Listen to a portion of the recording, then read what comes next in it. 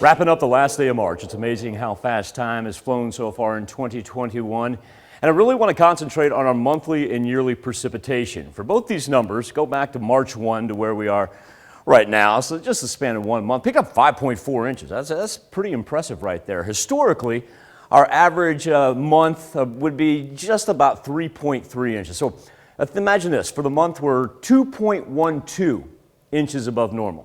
Now, if we go ahead and tack on January and February, in other words, we go back to January 1, we're 2.13 inches above normal. I couldn't make that up. We are off 1/100th of an inch, whether you break it down from a 31-day perspective or whether you break it down from a 3-month perspective. Now, put that into perspective. This time last year, for the year, we were almost at 14 inches. But nice thing about it is this is the first time we've actually brought out the drought monitor in 2021. We don't see anything popping up. Of course, they do need the rain out on the west. Wildfire season about to begin. I had an interesting question earlier. Somebody behind the camera here asking me about why the coast would end up in the dry area because of all the thunderstorm activity that they've had lately. Well, you've got to remember, there's about a 6-month time frame for you to sink into a drought and about an 8 to 10-month time frame for you to get out of a drought. So even though they have been hitting with thunderstorm activity, also too, there hasn't been a whole lot of rain right along the Gulf Coast. It's kind of taken this line through central Arkansas, northern Mississippi and Alabama into Georgia. And that's where we see the thunderstorm activity moving from Arkansas all the way up to just about Maine. Live look outside of Television City. It was overcast earlier this morning, but now with the sunshine, able to make it up into 52s and not fighting the wind of 20 to 25 miles per hour. We'll be able to ride 10 to 15 miles per hour for the rest of the day.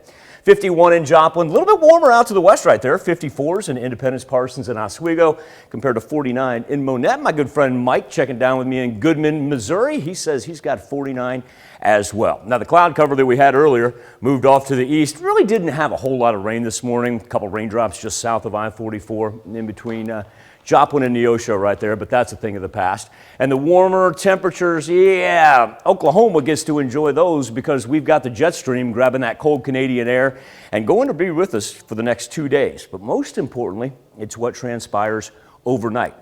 As our weather trend slowly working us down, sunset, say about 7:40, and after the sun sinks, it's going to get cold, and it's going to get cold fast, to the point where we've got to break out a freeze warning for the first day of April. So if you have any of that plants outside, flowers, I know that's not only with the nice days that we had, but of course, maybe getting ready with some Easter decorations as well. Either number one, bring them inside, or number two, make sure they are covered up. And this gives you an idea of the freeze warnings. Even if you live over in southeast Kansas right here, the best thing to do would be on the smart side. Take care of the vegetation. Difference between the purple and the turquoise, we're in a freeze warning. That means it's imminent. It's going to happen. Down there in, say, Washington County and northeast Oklahoma, that's a freeze watch. So that's kind of stay on your toes. Now, for us, it's going to sink down where we're going to have temperatures in between 29 and 32 degrees. And also, too, Tanya, that means when we wake up tomorrow, factor in that north wind, feeling about like 24. Ooh, that's going to be cold. Thank you, April.